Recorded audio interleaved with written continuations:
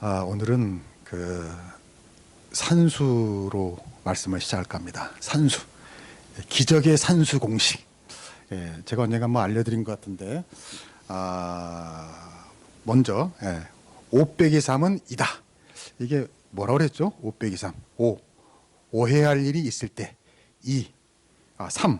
세 번만 생각하면 2. 뭐가 된다? 이해가 된다. 그렇죠.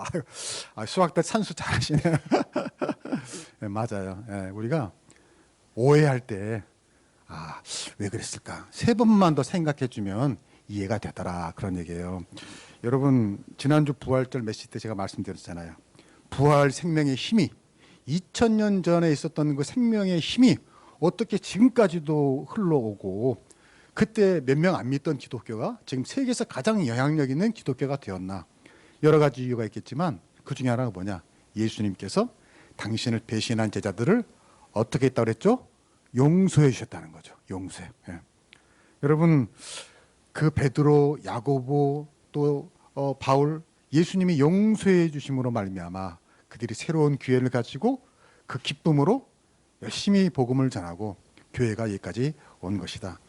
저는 생각해요. 예수님도 분명히 이 산수공식 하실 것 같아요. 5 빼기 3.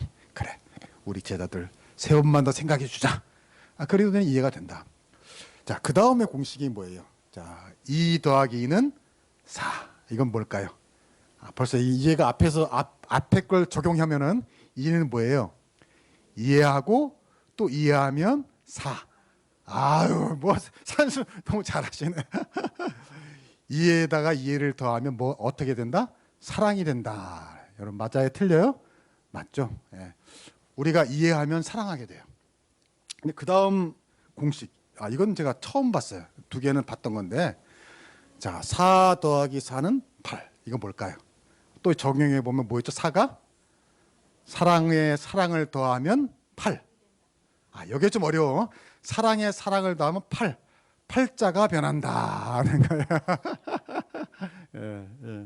여러분, 어떤 사람은 팔자 고치려고 로또 복권 사는데 사실 그거 별로 쓸데없어요. 차라리 그 로또 복권 살 돈으로 더 뭘 하라? 사랑을 하라. 사랑에 투자하라. 그럼 뭐가 바뀐다? 팔자가 바뀐다. 그렇습니다. 여러분, 이 팔자 고친다는 건 세상 표현이고 기독교적으로 얘기하면 뭐예요? 예수 믿고 구원받아 하나님의 자녀가 되는 거죠. 여러분, 이게 팔자 고친 거 아니에요. 그렇죠? 오늘 말씀이 바로 사도 바울이 팔자 고친 이야기 있잖아요. 이 구절 보면 나는 사도 중에 가장 작은 자라 나는 하나님의 교회를 박해하였으므로 그랬어요. 여러분, 바울이 지난주에 제가 말씀드렸죠. 원래 예수 믿는 사람들을 박해하던 사람 아니에요. 응? 그것도 얼마나 독종이냐면, 응? 아니, 예루살렘에서 230km나 떨어지는 다메섹까지 가서 거기는 예수 믿는 사람들을 잡아 족치려고, 응? 누가 돈 주는 것도 아니야. 차도 있던 시절도 아니야. 여기서부터 대전보다 더 먼 데를 걸어서 가서 예수 믿는 사람 잡아오려고 할 정도로 그렇게 예수 믿는 사람을 핍박하던 사람이 누구냐? 사울이라 이거죠. 바울이라 이거죠. 근데 그랬던 사울이 어떻게 됐나? 여기 10절에 보니까 그러나 나의 나 된 것은 하나님의 은혜로 된 것이니 이렇게 됐단 말이에요. 그가 다메섹 가던 길에 예수님을 만나고 육체의 눈은 멀어졌지만은 영적인 눈을 뜨면서 예수를 믿게 됐죠. 그리고 복음을 전하는 사도가 되어서 인생이 180도 달라진 거예요. 그래서 2000년이 지난 지금도 사도 바울은 세계에서 가장 많이 존경받고 사랑받고 많은 사람들에게 영향을 끼친 그런 사람이 됐단 말이에요. 그래서 서양에서는 이 바울로 이름도 많이 짓잖아요. 바울이 영어로 뭐예요? 폴이잖아요. 폴. 많이 들어봤죠. 폴. 존경받는 인물이 된 거예요. 그러니까 사도 바울도 팔자가 바뀌었어요? 안 바뀌었어요? 바뀌었죠. 완전히 바뀌었죠. 여러분도 다 팔자 고치신 줄로 믿습니다. 아침을 안 잡수시고 교회를 빨리 나오시느라. 여러분, 지난주 예수님의 부활이 뭘 말합니까? 율법의 저주에 매여 있던 우리를 해방시켜 주신 것이었어요. 율법을 지켜야 구원을 받고 그래야 부활을 얻는데 그게 불가능하다라는 거죠. 예. 어떻게 율법을 100%다 지킬 수가 있겠어요? 그리고 율법을 지켰는데 율법을 좀 지키니까 어떤 현상이 나타나냐면 사람이 뭐가 굵어져요? 목이 굵어지다라는 얘기예요. 나는 율법을 지켰는데 저놈은 안 지켰어. 나는 이번 주에 뭐 했는데 저놈은 안 했어. 이러면서 교만의 죄가 생기더라는 거예요.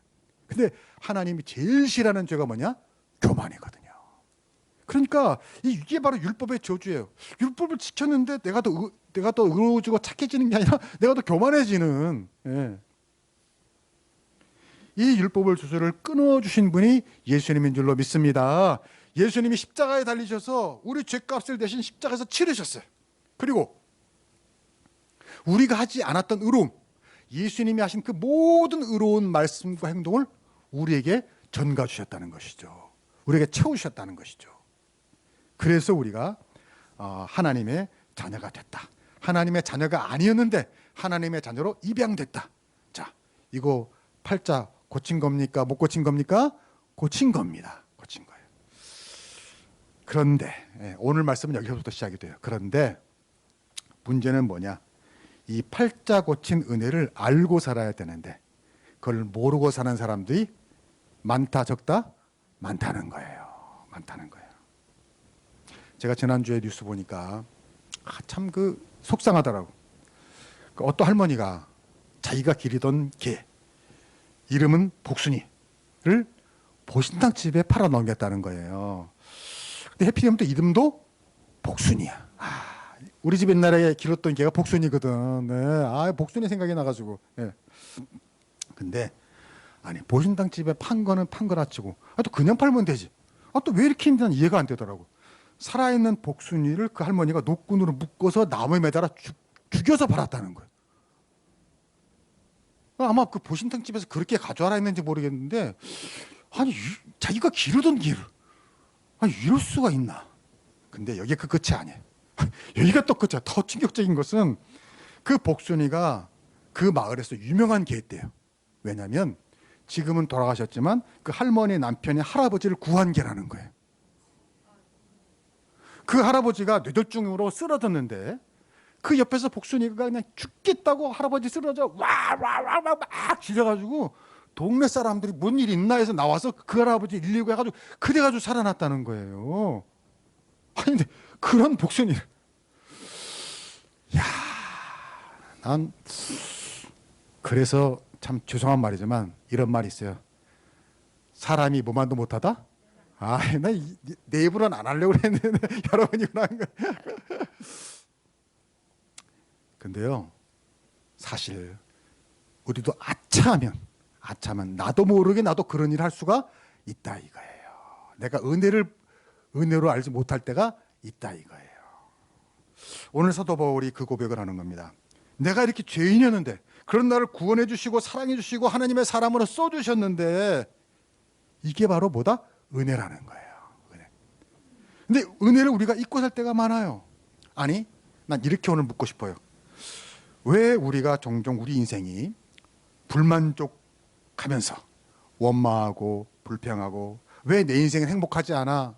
왜 내 삶은 만족하지 않아? 왜 우리가 그렇게 생각하느냐 이 말이에요.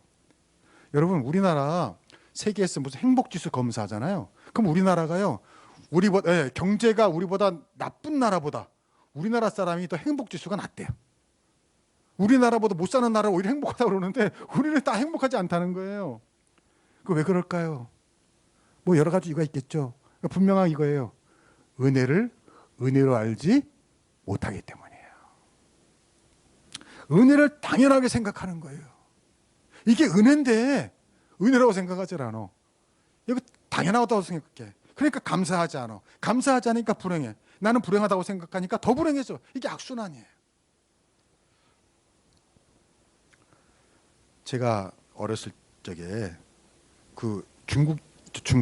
중국에서는 집집마다 남자들이 앞치마 두르고 밥을 한다고. 예. 중국에서는 남자들이 음식을 한다는 거예요. 그 얘기를 듣고 제가 깜짝 놀랐어요.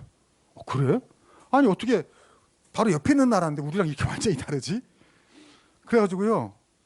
여러분 한국에서 남자로 태어나신 분들은 여자보다 감사한 금을 한 배 더 하시길 바랍니다.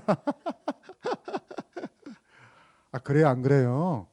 아, 그래요? 남자가 그래야 되네. 남자들이 한 말도 안 해. 한국 남자처럼 대접받는 남자가 없어요. 중국 가보세요. 남자들이 다 그, 그래서요.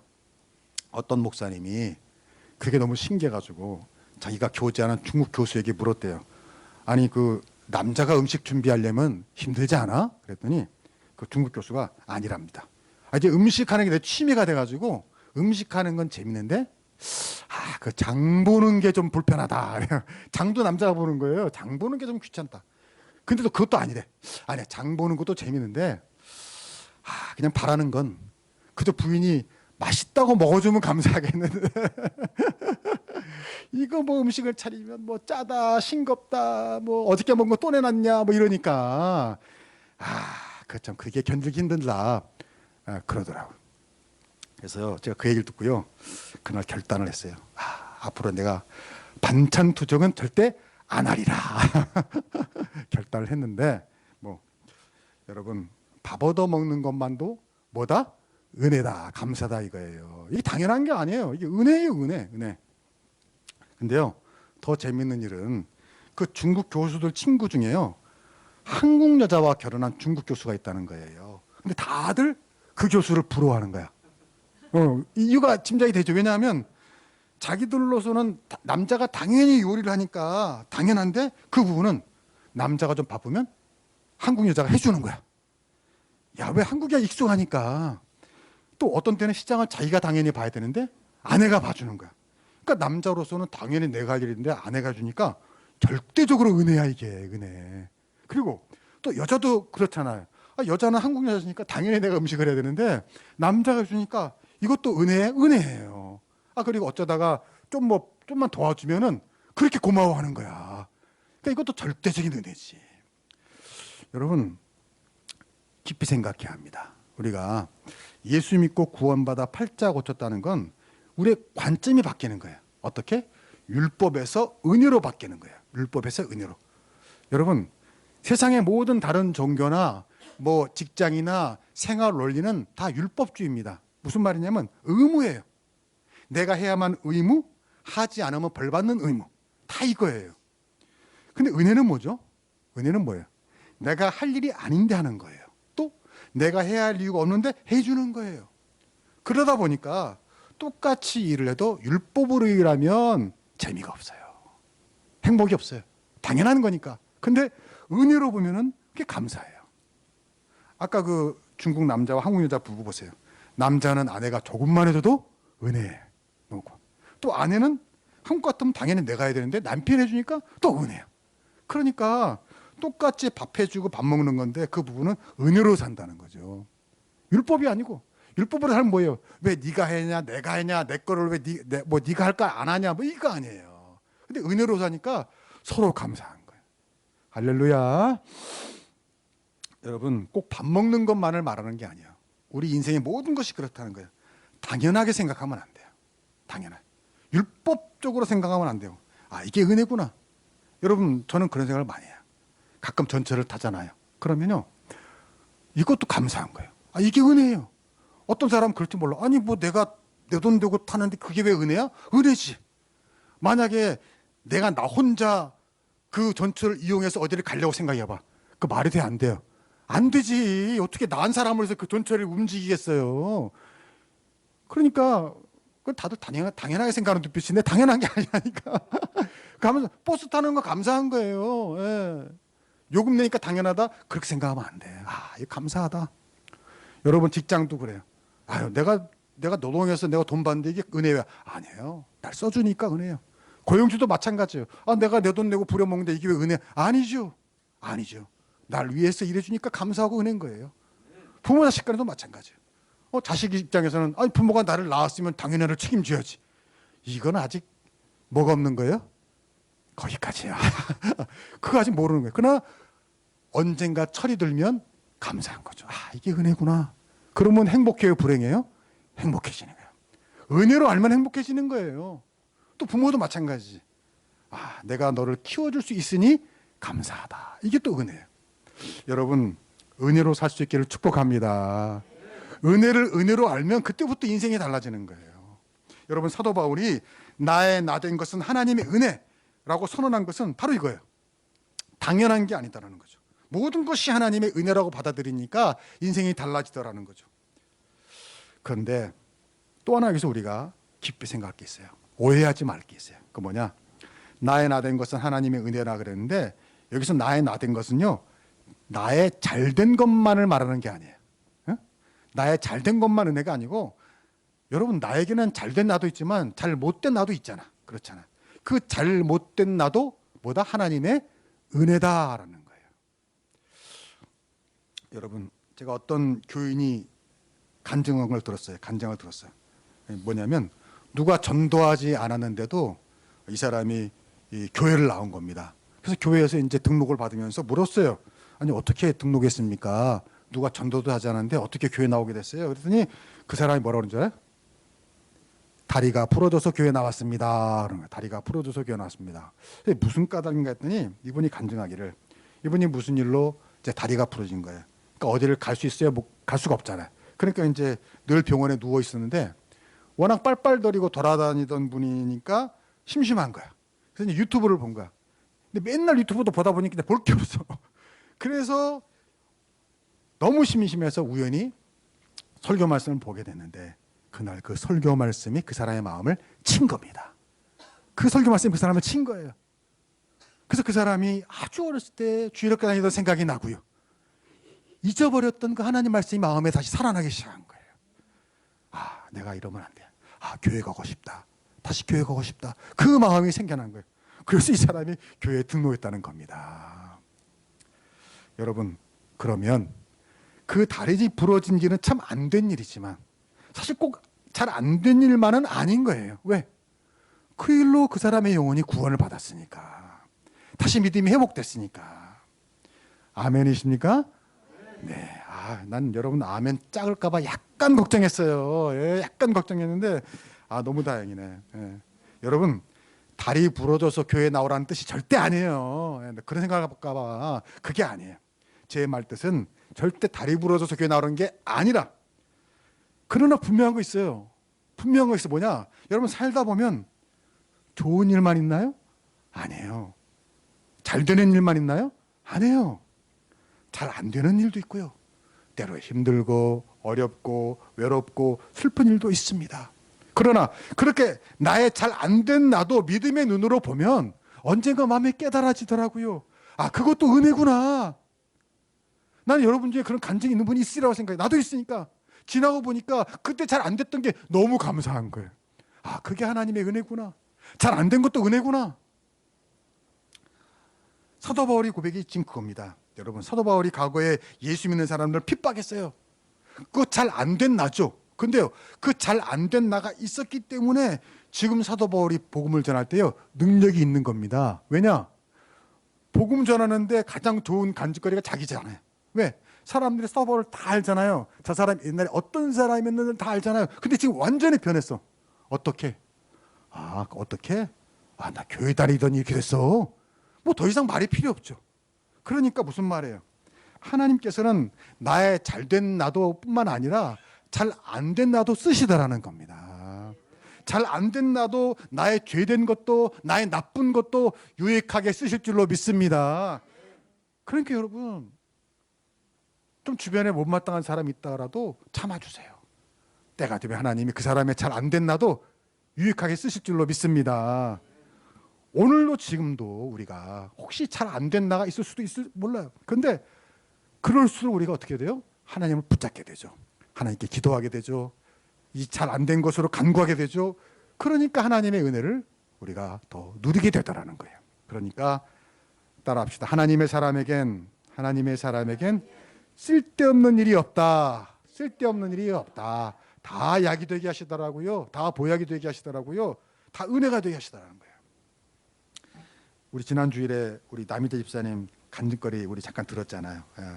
이번에 일자리 면접 보신 게 처음엔 떨어져가지고 안 좋다고 했는데 사실 제가 그렇게 기도했어요. 기도하면서 하나님 잘 되게 해주시 하면서 어떻게 기도했냐면, 하나님 일단 붙게 하는데 그냥 붙게 하지 마시고 뭔가 우리 남집사님이 이거 하나님의 은혜구나 라고 깨달을 수 있도록 붙게 해주세요. 제가 진짜 그렇게 기도를 했는데 그런 말씀 하시더라고요. 알고 보니까 아는 친구 중에 명리학 공부한 친구가 있는데 뭐 사주팔자 보는 거 뭐 그런 거죠. 근데 그 친구가 이번에 꼭 붙을 거야 그랬다는 거예요. 그래서 남자친이 고민이 됐다는 거예요. 아니 왜냐면 저 친구가 저런 말을 했으니까 이 붙으면 꼭 그 사람 말 무슨 전개가 맞아서 된 것처럼 돼버리잖아요. 이상하게 돼버리잖아요. 그래가지고 야 나 이거 하나님의 딸인데 이거 어떡하지 그랬는데 떨어진 거예요.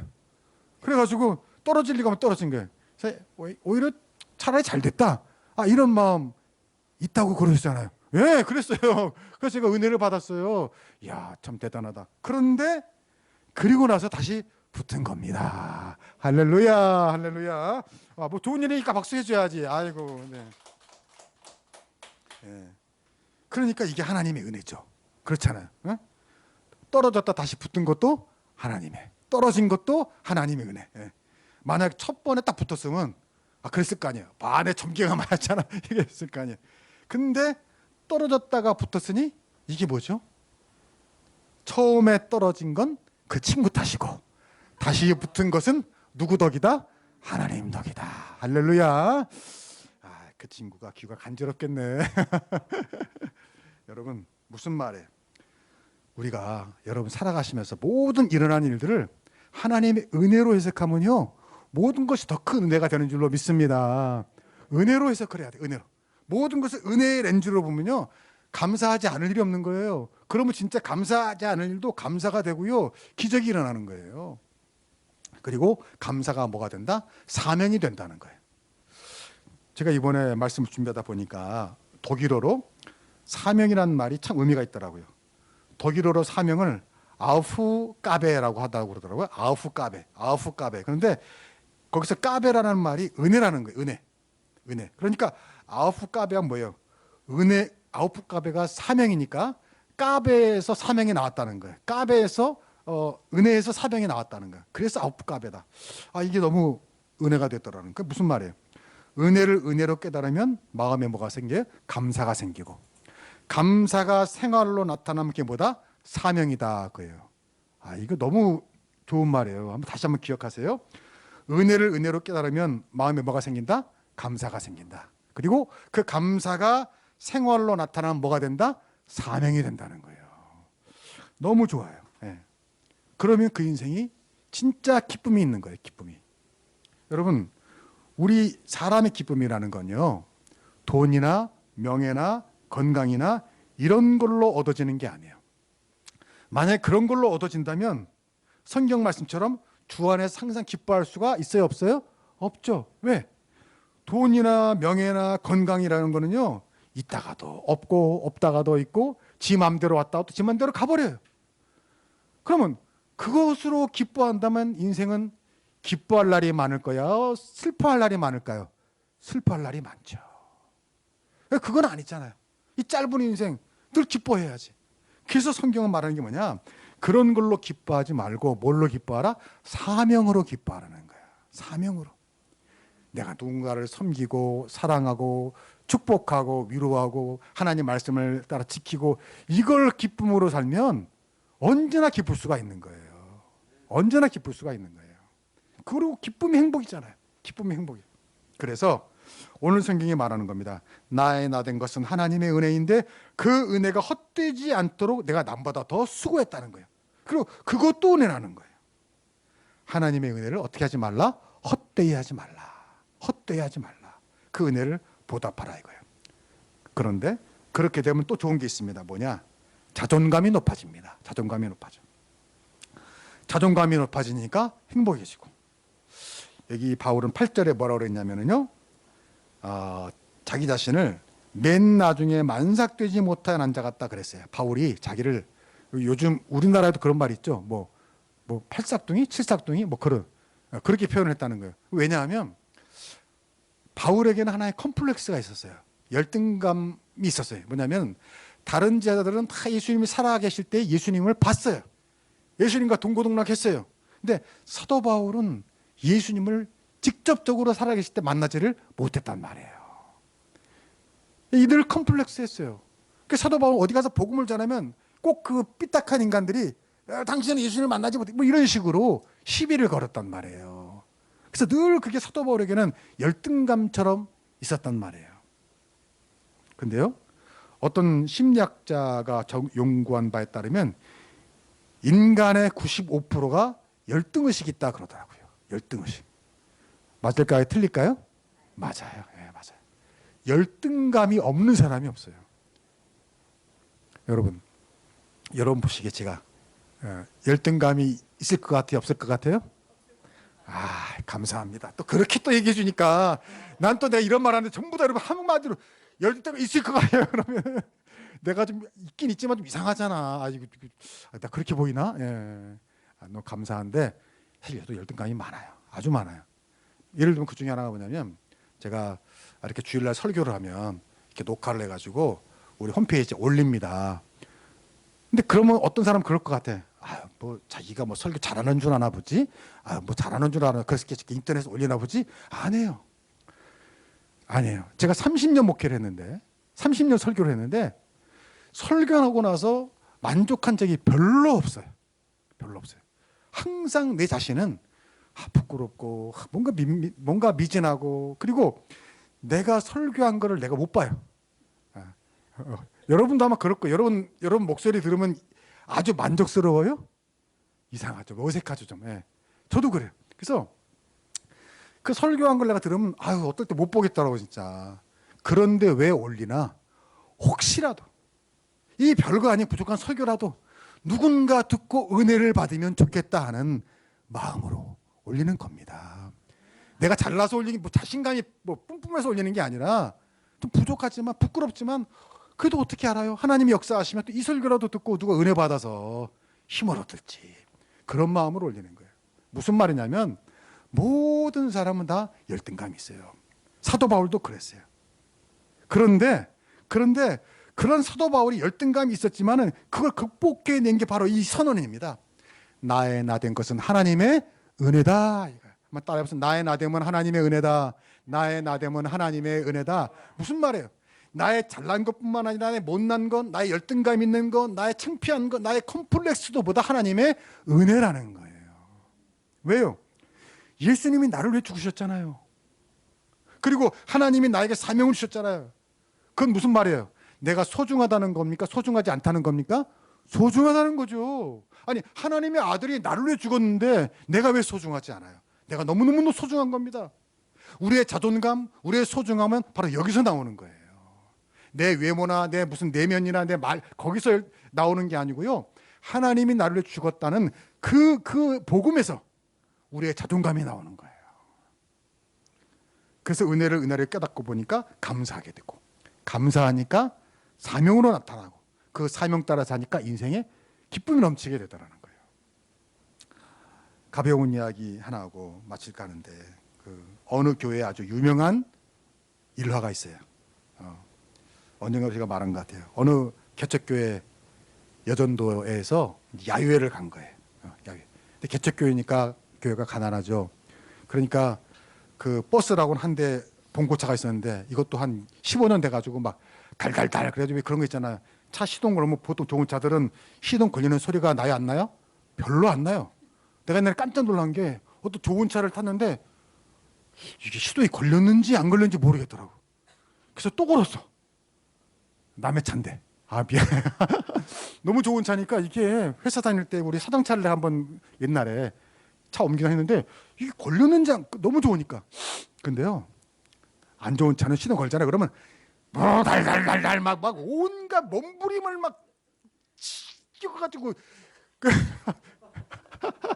토할 거 다 토하고 막 뒤로 나올 거 다 나오고 그래가지고 시동이 걸려 진짜. 예. 그런 차 타보신지 모르겠어요. 그런 차 있어요.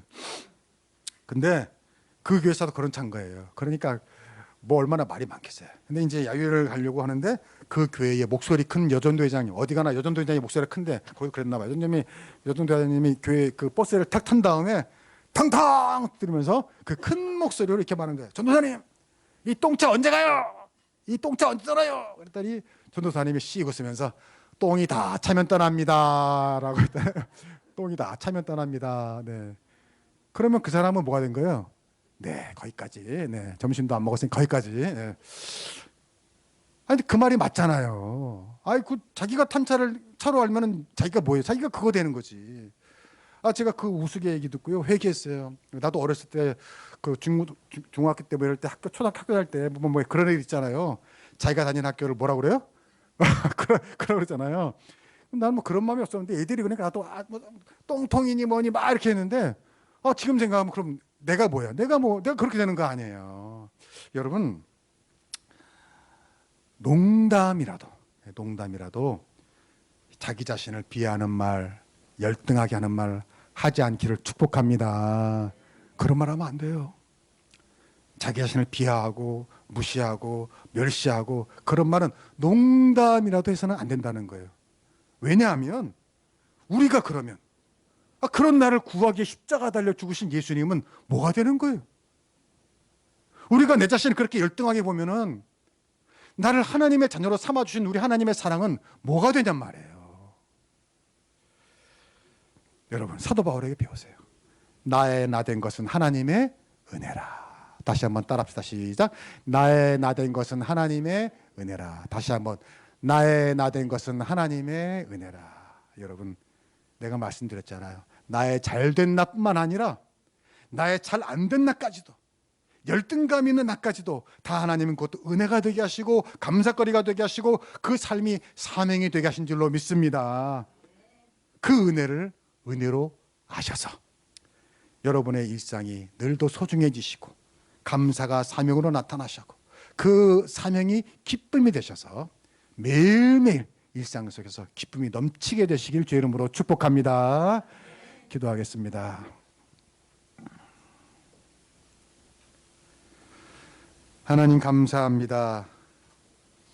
나의 나 된 것은 하나님의 은혜라. 나의 나 된 것은 하나님의 은혜라.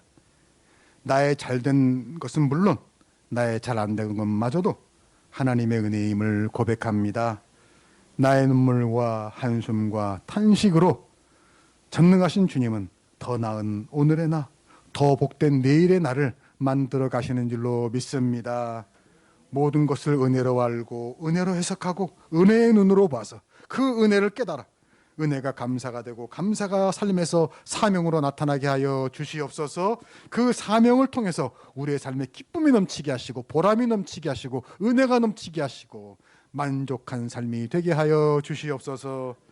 받은 은혜를 헛되이 하지 않기 위하여 주의 몸된 교회를 섬기고 주의 몸된 교회에 사랑하는 사람들을 섬기고 주님이 내게 주신 사람들을 섬겨서 받은 은혜가 더 큰 은혜가 되고 그 은혜가 감사가 되고 감사가 기적을 낳는 일상이 되게 하여 주시옵소서. 감사하며 예수님의 이름으로 기도하옵나이다.